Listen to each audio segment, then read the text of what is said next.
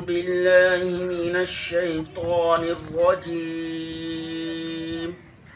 بسم الله الرحمن الرحيم.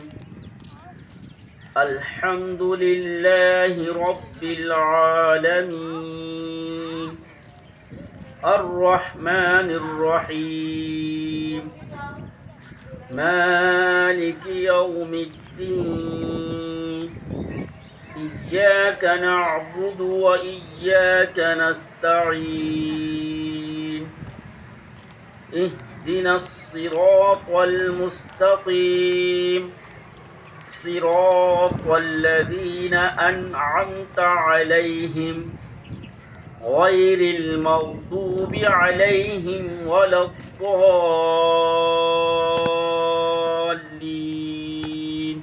آمين. أعوذ بالله من الشيطان الرجيم.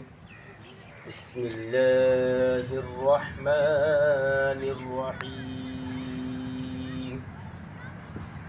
قل يا أيها الكافرون لا أعبد ما تعبدون ولا أنتم عابدون ما أعبد ولا أنا عابد ما عبدتم ولا أنتم عابدون ما أعبد لكم دينكم ولي دين. जी أعوذ بالله من الشيطان الرجيم. بسم الله الرحمن الرحيم. قل هو الله أحد الله الصمد لم يلد ولم يولد ولم يكن له كفوا أحد. صدق الله العظيم. قل أعوذ برب الفلق من شر ما خلق ومن شر غاسق إذا وقب ومن شر النفاثات في العقد ومن شر حاسد إذا حسد.